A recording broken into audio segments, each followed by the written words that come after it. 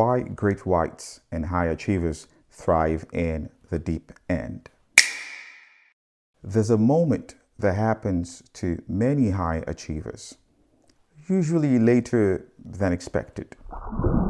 You realize your life has quietly moved into deep water. The stakes are higher now. More people depend on your judgment. Your mistakes affect larger systems. Your emotional state influences entire rooms. And strangely, while many people become overwhelmed by those conditions, you become calmer, sharper, more focused. That's the part most people never really talk about.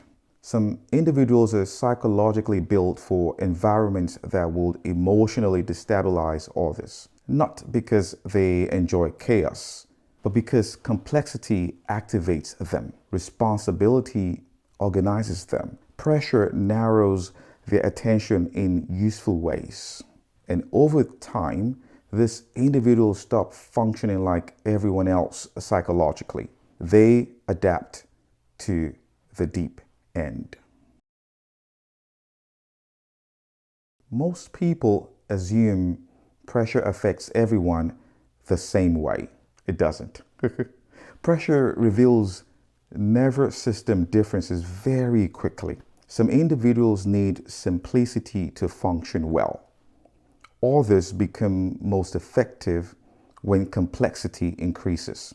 This becomes extremely visible in leadership environments. A company enters uncertainty, deadline compress, political tension increases, important decisions become ambiguous, and suddenly certain people psychologically fragment, while others unusually stay composed. You've probably seen this happen in meetings. The room gets tense. Discussion becomes emotional. Clarity leaves the room. Everyone starts speaking faster. Then one person slows down. They ask precise questions. They simplify the situation. They regulate the emotional tone of the room without forcing it. And almost immediately, everyone starts orienting around them. That's not charisma. That's nervous system stability under pressure. And many high achievers quietly build their entire careers on this ability without fully realizing it. There is a reason many highly capable people become restless in easy environments. The absence of pressure often creates psychological understimulation. Routine work drains them faster than difficult work. Predictable environments make attention deteriorate. Simple problems fail to fully engage them cognitively. But the moment meaningful responsibility appears, something changes. Focus sharpens, energy returns, attention consolidates, because responsibility creates psychological depth. And many high achievers unconsciously crave depth, not status, depth.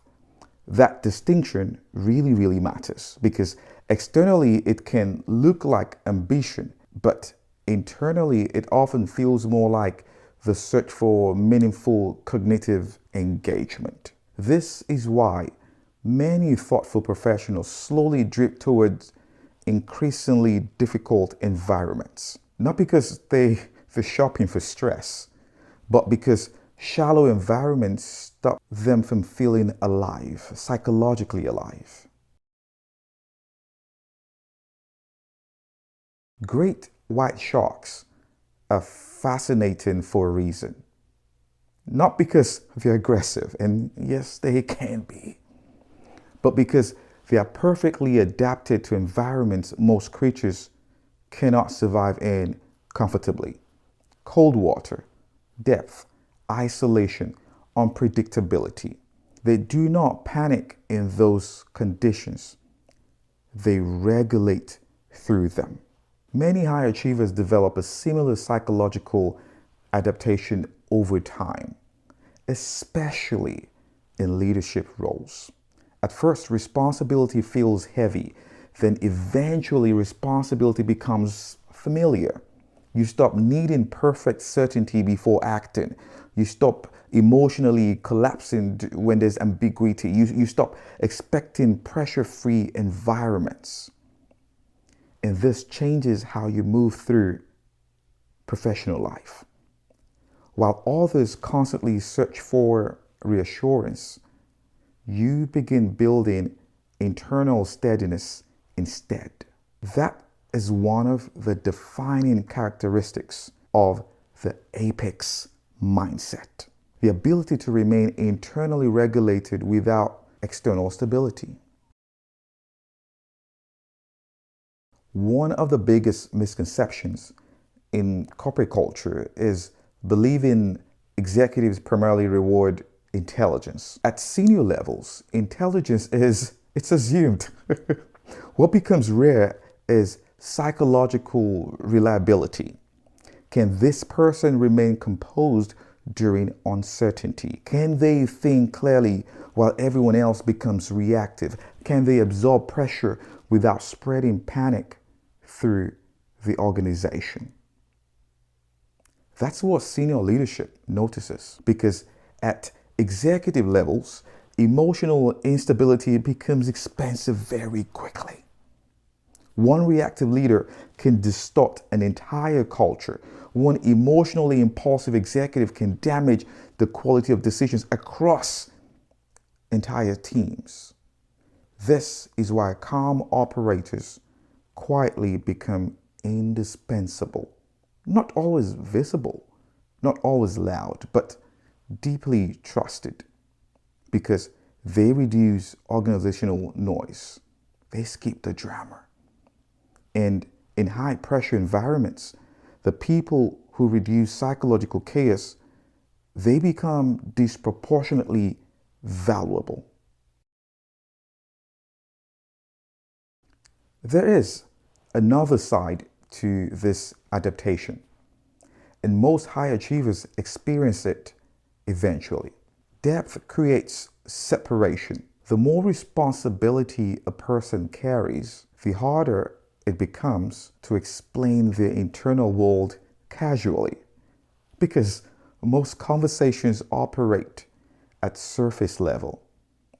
But high responsibility environments create constant, invincible pressure, decision fatigue, performance expectations, emotional containment, strategic consequences, the awareness that your reactions affect other people.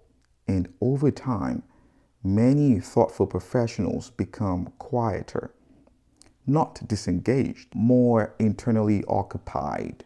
They're processing layers of complexity. Most people around them will never see it. This is one of the strangest experiences of high achievement. Being surrounded by people constantly while psychologically carrying responsibility alone. At some point, composure stops feeling tactical and starts becoming identity. You realize your emotional state changes the environment around you. If you become anxious, the team feels it. If you become emotionally reactive, the quality of decisions will drop. If you remain calm, people recover clarity faster. And this realization permanently changes self-regulation. You become more intentional with energy, more precise with language, more disciplined internally, not performatively, responsibly, because experienced leaders understand something most people miss. Human beings absorb emotional tone faster than logic, which means leadership eventually becomes less about controlling outcomes and more about regulating environments.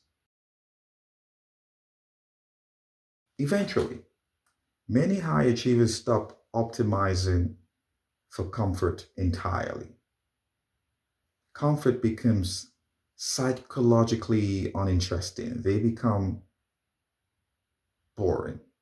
What they seek is responsibilities that require emotional control because meaningful pressure creates engagement. And once someone psychologically adapts to the deep end, shallow environments begin feeling strangely exhausting. Not because they're hard, because they're under demanding. The mind begins craving environments proportionate to its capacity. Most people spend their lives trying to escape pressure, but some individuals become transformed by it. Over time, responsibility sharpens them, complexity deepens them, uncertainty strengthens their internal stability, and eventually they stop needing calm environments to remain calm themselves. That is the apex mindset. Not aggression, not dominance, not emotional hardness. The ability to remain internally steady in environments that psychologically destabilizes everyone else. The deepest professionals are rarely identified by how loudly they perform under pressure, but by how calm they remain while carrying weight most people cannot even see.